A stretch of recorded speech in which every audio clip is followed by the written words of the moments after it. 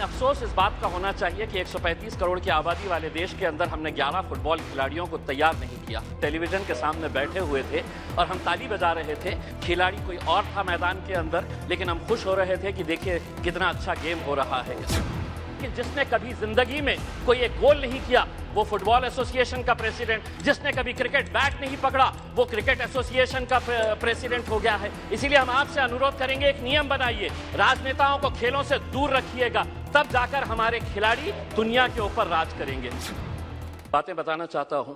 Morocco बहुत छोटा सा देश है, लेकिन जब ब्राजील को हराया तो शायद ब्राजील ने कभी सपने में भी नहीं सोचा होगा कि मोरक्को से हम हार जाएंगे।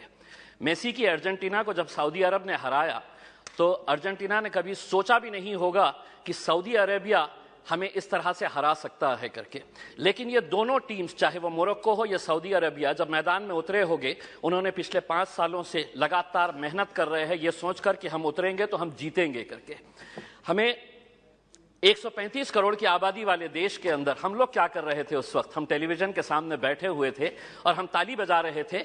खिलाड़ी कोई और था मैदान के अंदर, लेकिन हम खुश हो रहे थे कि देखिए कितना अच्छा गेम हो रहा है करके। उसमें हमें अफसोस इस बात का होना चाहिए कि 135 करोड़ की आबादी वाले देश के अंदर हमने 11 फुटबॉल खिलाड़ियों को तैयार नहीं किया।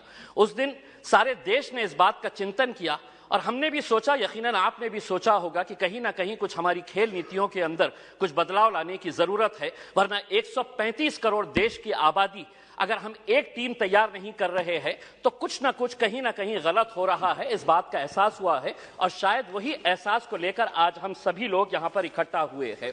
मंत्री जी, मैं आपसे पूछना चाहता हूं, यूएस और चाइना ऐसा क्या कर रहा है कि उनके खिलाड़ी मैदान के अंदर उतरते हैं? कोई भी इंटरनेशनल इवेंट जब ऑर्गेनाइज होता है तो उनके खिलाड़ी गोल्ड ऐसे ही हंसते हंसते लेकर चले जाते हैं। हम एक गोल्ड अगर लेके आ जाते हैं तो पूरा देश सेलिब्रेट करता है, बल्कि प्राइम मिनिस्टर ले लीजिएगा, पूरे मिनिस्टर्स ले लीजिएगा, पूरे चीफ मिनिस्टर्स उसका जश्न मनाते हैं। जबकि हमारे पास पोटेंशियल इससे ज्यादा है। कहीं ना कहीं हम कुछ ऐसा नहीं कर पा रहे हैं वो कर रहे हैं करके। वो क्या कर रहे हैं? तो वो बचपन से ही अपने खिलाड़ियों को आइडेंटिफाई कर रहे हैं, कौन हमारा खिलाड़ी कौन से खेल के अंदर है, और उसके बाद पूरी जिम्मेदारी उनके स्पोर्ट्स एसोसिएशन, फेडरेशन और वहां की सरकार उठा रही है। हमें मंत्री जी हमारे शॉर्ट टर्म गोल्स और हमारे लॉन्ग टर्म टारगेट्स क्या होने चाहिए, इसको आइडेंटिफाई करने की जरूरत है। मंत्री जी, मैं आपसे अनुरोध करना चाहूंगा, एक सर्वे करवाइएगा पूरे देश के अंदर कि कितने ऐसे स्कूल्स हैं कि जहां पर स्पोर्ट्स टीचर्स मौजूद है। पूरे देश के अंदर, चाहे वो प्राइवेट स्कूल्स हो या गवर्नमेंट स्कूल्स है, स्पोर्ट्स टीचर्स कितने स्कूल्स के अंदर है। एक सर्वे करवाइएगा कि कितने स्कूल्स के अंदर प्लेग्राउंड्स मौजूद है। एक सर्वे करवाइएगा कि अगर ग्राउंड मौजूद है तो स्कूल के अंदर क्या एक फुटबॉल है, एक क्रिकेट का किट है, एक रेसलिंग का मैट है, क्या वहां पर बास्केटबॉल के लिए कोई सुविधा है। एक सर्वे करवा लीजिएगा पूरे देश के प्राइवेट, और तब आपको पता चलेगा कि हम लोग अगर खेलों के अंदर पीछे है तो इसकी वजह क्या है।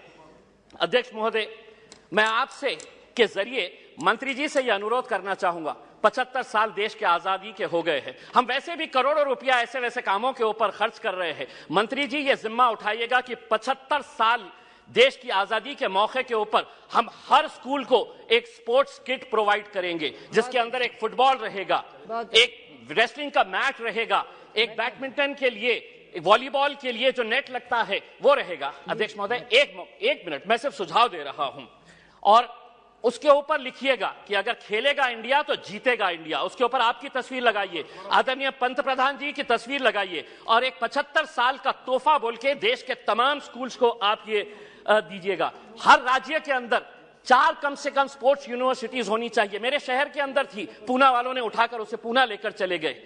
हम जमीन ढूंढते रह गए और उन्होंने कहा कि नहीं, हम पूना लेकर चले जाएंगे। 4 स्पोर्ट्स यूनिवर्सिटी, जिसका फोकस एरिया यही होना चाहिए, sports education, sports management, sports science, sports research और स्पोर्ट्स न्यूट्रिशन। मैं मंत्री जी आपको बताना चाहता हूं, औरंगाबाद के अंदर एक स्पोर्ट्स अथॉरिटी ऑफ इंडिया का साई का एक्सीलेंसी सेंटर है। आज तक करोड़ों रुपया आपने खर्च किए हैं उसके ऊपर, लेकिन कोई भी एक इंटरनेशनल लेवल का वहां पे इवेंट ऑर्गेनाइज नहीं किया गया है। आप खेलो इंडिया के जरिए आप अंडर 17 के टैलेंट को आप आइडेंटिफाई करते हैं, हम उसका स्वागत करते हैं। उसी तर्ज के ऊपर अगर स्कूल गेम्स फेडरेशन, अध्यक्ष सिर्फ एक minute, school games federation of India को यह जिम्मेदारी देते हैं कि आप अंडर 14 के ये जितने भी टैलेंट है उसको आइडेंटिफाई करिएगा। दूसरा, सबसे जाते जाते सिर्फ ये कहना चाहूंगा, भारतीय जनता पार्टी के एक एमपी है बृजभूषण सिंह जी, वो खुद एक पहलवान है। अगर वो रेसलिंग फेडरेशन ऑफ इंडिया के प्रेसिडेंट है तो हम उसका स्वागत करते हैं, लेकिन जिसने कभी जिंदगी में कोई एक गोल नहीं किया वो फुटबॉल एसोसिएशन का प्रेसिडेंट, जिसने कभी क्रिकेट बैट नहीं पकड़ा वो क्रिकेट एसोसिएशन का प्रेसिडेंट हो गया है। इसीलिए हम आपसे अनुरोध करेंगे, एक नियम बनाइए, राजनेताओं को खेलों से दूर रखिएगा, तब जाकर हमारे खिलाड़ी दुनिया के ऊपर राज करेंगे। बहुत बहुत धन्यवाद। श्री एस सी हासन जी।